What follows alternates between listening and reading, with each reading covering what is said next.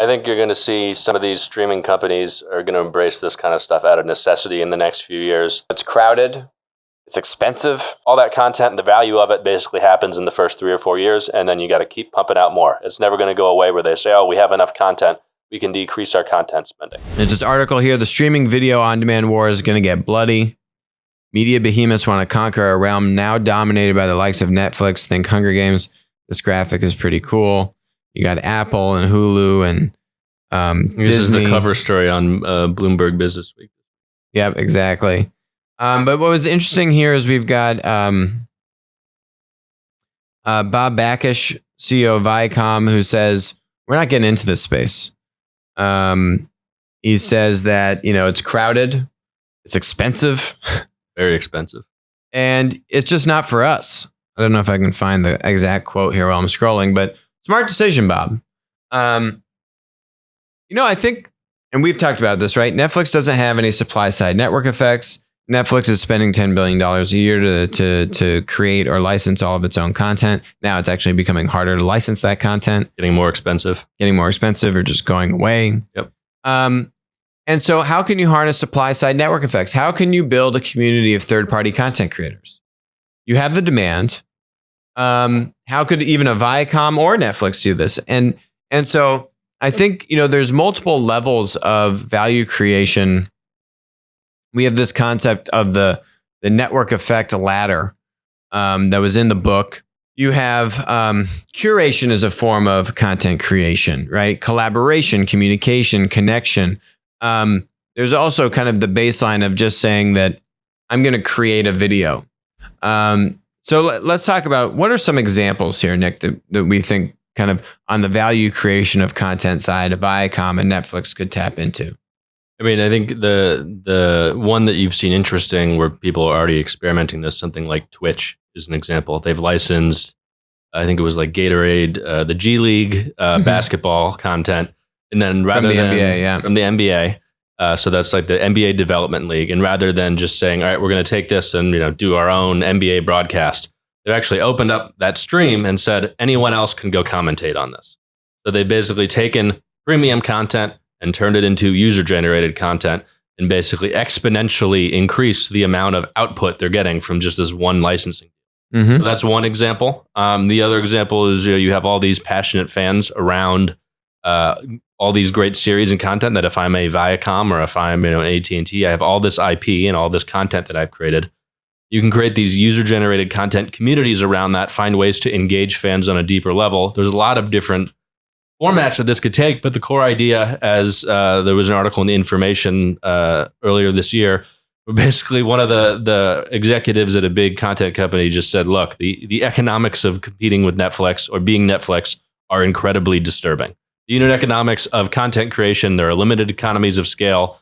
It's just going to get more and more expensive as more of these companies pile in and have to create more and more content. And that content treadmill is never going to go away. All that, if you look at Netflix economics, we said this on a previous episode, all that content and the value of it basically happens in the first 3 or 4 years, and then you got to keep pumping out more. It's never going to go away where they say, oh, we have enough content, we can decrease our content spending. The economics of that is tough. How do you get beyond that? User-generated content you don't have to pay for on your balance sheet for other people to create. That's how you do it. You start to build these much better unit economic communities around your core content, which is very expensive. And all of a sudden, you're able to meld those together and get some actual profit out of this model. So, yeah, I think maybe we classify that as like a collaboration network effect dynamic. It's like I take the initial IP, whether it's the NBA G League, whether it's, I think the Twitch COO actually maybe last year was saying some of the best engaged content that they have are like daily sitcoms. That they license some daily sitcoms, and those and actually people comment over them. Huge engagement. Yeah, the commentary, right? If you have the content right, that's the linear content, and you put that together with this collaborated kind of broadcast-oriented commentary content on top of it, you now have just created unique content.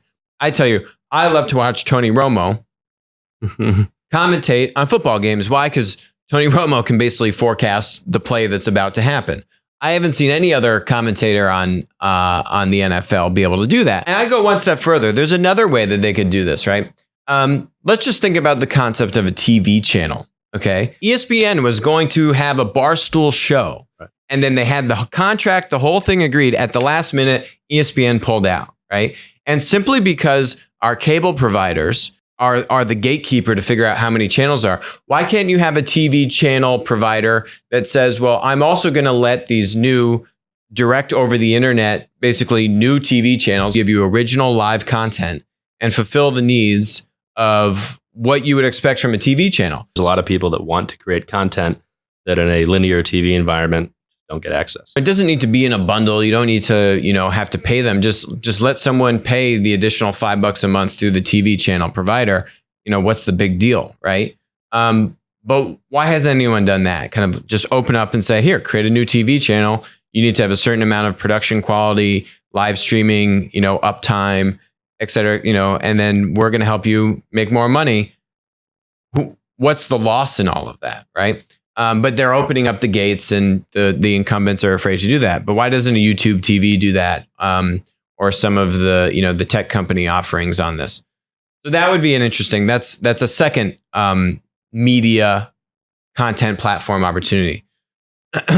A third one for Netflix would be to say, how can I now maybe let folks publish content, I think, in an ad-supported model to my customers. A lot of analysts have been expecting or clamoring that Netflix is going to roll out an ad-supported product. They were estimating that Netflix could make at least $1 billion a year in ads if they roll out an ad model, and possibly lower the tier, expand the membership, and all these kinds of things.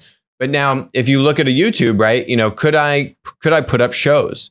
Could I put up at least a 20, 30 minute long show on a Netflix? There actually are a number of now mid to large size content creators that are putting up content like this. Maybe like a Joe Rogan, literally putting up 2 or 3 hour long videos.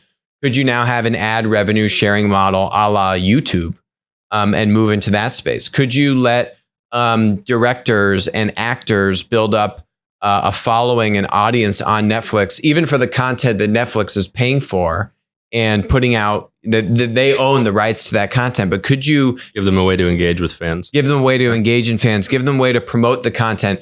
Help in, if we go back to our little, help in this connection and this communication and this curation area of network effect value, right?